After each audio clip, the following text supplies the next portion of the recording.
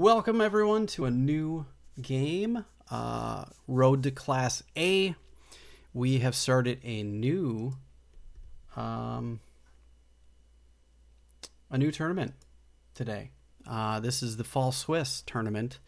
I played this game back on October 18th, so it's been a few weeks, about a month ago.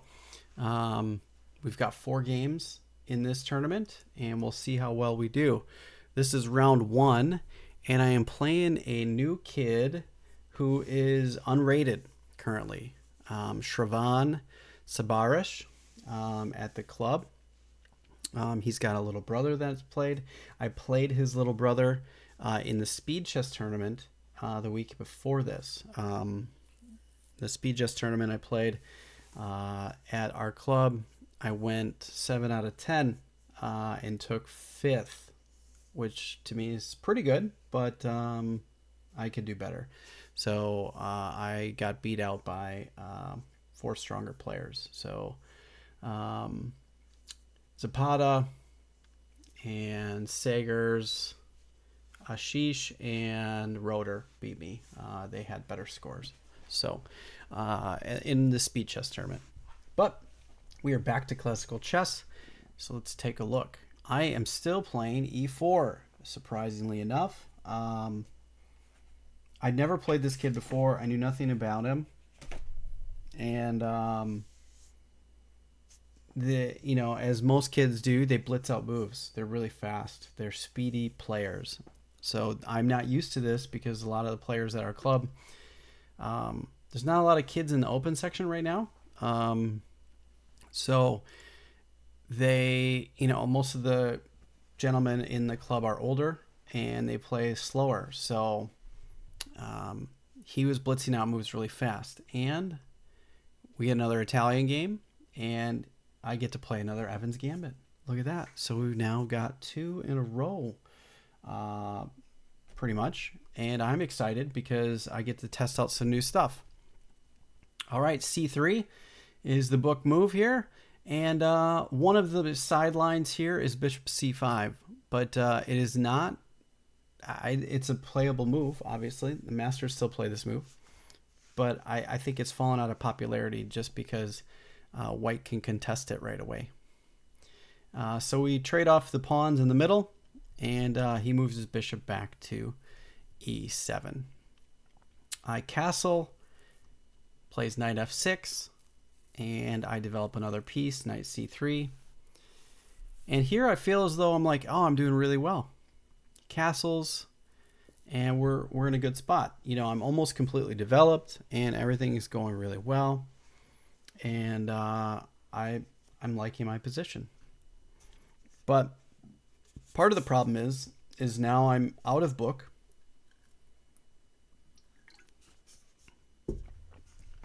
And now I need to come up with plans on my own. And I'm not familiar with the plans on my own in the Evans Gambit. So one of the things I heard in one of the courses that I have,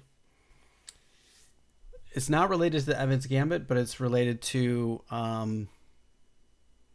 knights on f6 or c6. And you want to move your pawns forward to get them off of their squares. So I thought about this. I believe the author that talked about this was Andras Toth. I have his E4 course for beginners, and he talked about, you want to get these, you want to advance your pawns to move those knights. So this rang in my head. Now, maybe it doesn't apply here, so I could be just, making things up that I've heard before, but I thought, okay, well, we're going to do that. And that's exactly what I did. I played e5. And it's not an awesome move. Maybe it is. I feel as though it's okay. I feel like it's still pretty good. And he played bishop b4. And I thought, what is the best way to handle this? I saw takes. No, not pushing forward. Takes. New. Takes. takes. I saw this, and I did not know how to proceed.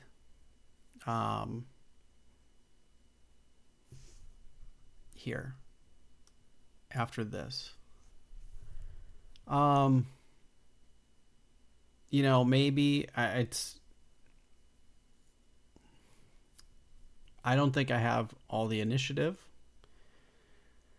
I'm not exactly sure. This is an unclear position. I'm unsure what to do.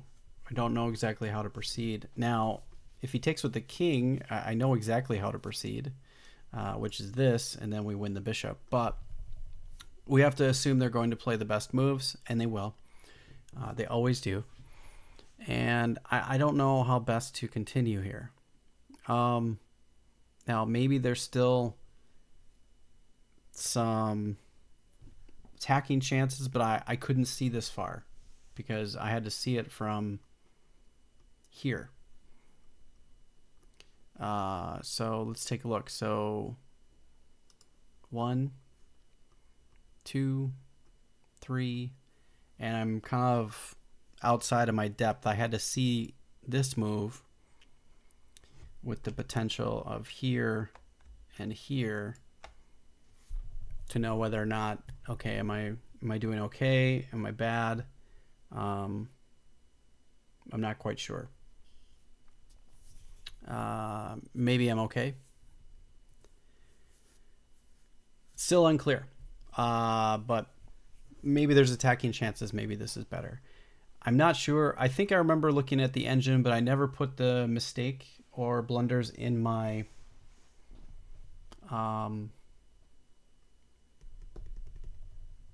course, so I don't remember.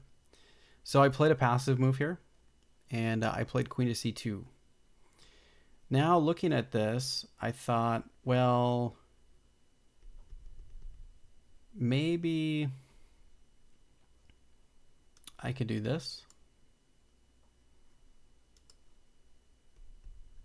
And now we're going after that.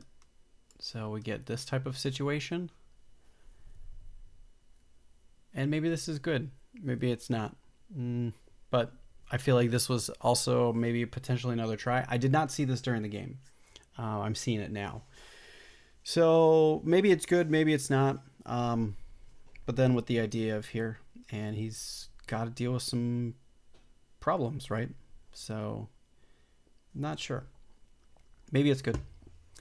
But he played here, and I think the proper move is actually taking the knight with your pawn. I'm pretty sure that's the case, but I honestly can't remember. I'd have to look at it again with an engine, but so I didn't do that, and I played a more passive move by protecting the knight, and then he played d5. I thought, oh man, now I'm kind of getting jammed up here. What do I do? And now he can move his knight into e4. I probably still should have taken. So we get this, and this, and then this. And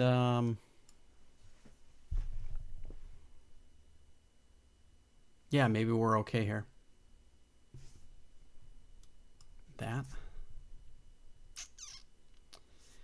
Yeah, there's so many things, and there's just a lot of the things that are happening I'm just unfamiliar with because I'm not used to playing these openings yet. So this is all new territory. I don't have an intuition. I feel out of my element.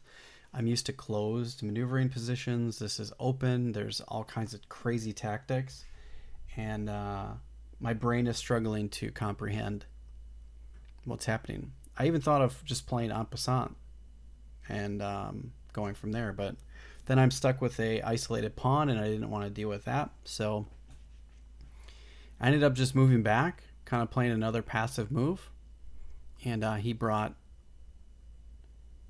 he took, which makes sense. I took, and now he gets his tempo, takes, and now I came up here. And maybe this was probably not the best move. Maybe I should have come back. I don't know. But I feel like my pawns are in a really good spot, but they're not because he can just take them. And now what am I going to do? So here, it's important not to take this pawn. Anybody see why? Leave a comment down below. But let me know if you got it. Boom, and that's game over because you get this. Bam, bam. And you can pretty much resign at that point. So I moved, and he came here anyways, and I played queen to e3. So I can try to pick up this pawn next. He took my bishop, I brought my rook out, and he played f5. And I thought, oh man, this kid's good. And I'm struggling at this point. Like, we're getting less and less pieces. I'm feeling less comfortable about the position. I'm in unfamiliar territory. Don't really know what to do. So I took on passant, and he took queen f6 with the idea of taking this pawn, potentially. Rook takes f7, or c7, sorry. And now we need to take a look, and he plays queen f4, and now he's offering a queen trade or to take my knight. So now I'm kind of, I have a decision to make. And he's put me to it. I have to figure out how to best maneuver and get out of my situation, because now if I take the pawn, he takes my knight, and now I'm down a knight. If I take here, he takes my queen, I take here. If you guys see this, checkmate, can't do that. So I have to consider taking. That's an option. Not sure that I like that, because now he's got this pawn here. So I came up with queen to b3, and I thought this was probably my best try, because now I have tactics. There's lots of tactics in the air on the f7 square. I've got 3 pieces there. He's got 3 he's got 3 pieces there, and there's lots of things going on. And he played king h8, and can you spot the tactics? There's a lot going on. What I'm hoping for is to get the smother made, but if you get your queen in here, but I don't see it. I don't see a way to get in there. You really want to play knight f7 here, but you can't. So I played rook f7. Rook takes f7, knight takes f7, king takes g8, and I can't play knight to